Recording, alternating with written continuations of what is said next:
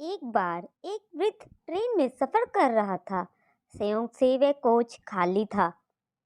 तभी 8-10 लड़के उस कोच में आए और बैठकर मस्ती करने लगे। एक ने कहा, चलो जंजीर खींचते हैं। दूसरे ने कहा, यहाँ लिखा है 500 रुपये जुर्माना है।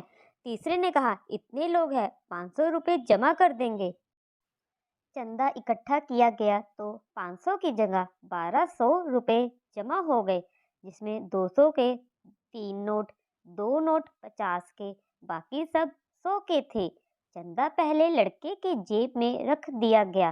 तीसरे ने कहा, जंजीर खींचते हैं। अगर कोई पूछता है तो कह देंगे कि बूढ़े ने खींचा है, तब पैसे भी नहीं देने पड़ेंगे।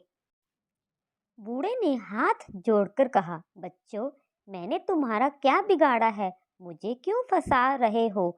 लेकिन किसी ने भी उस बूढ़े की बात नहीं सुनी और जंजीर खींची।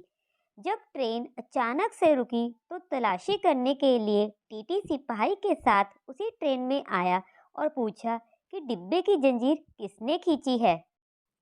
तो सभी लड़कों ने एक स्वर में कहा, इस बूढ़े ने जंजीर खींची है। टेढ़े बूढ़े से गुस्सा होकर बोला, शर्म नहीं आती इस उम्र में ऐसी हरकत करते हुए?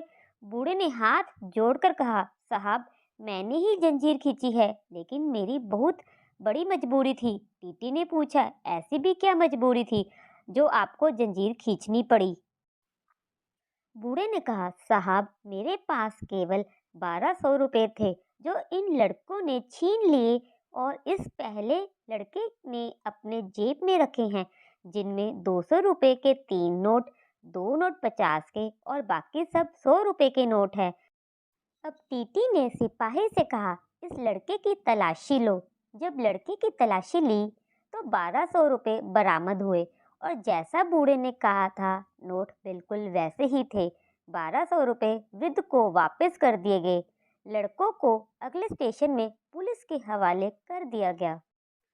पुलिस के साथ जाते समय लड़कों ने वृद्ध की ओर घूर के देखा तो वृद्ध ने सफेद मूछों पर हाथ फेरते हुए कहा, बेटा, ये बाल यूं ही सफेद नहीं हुए हैं।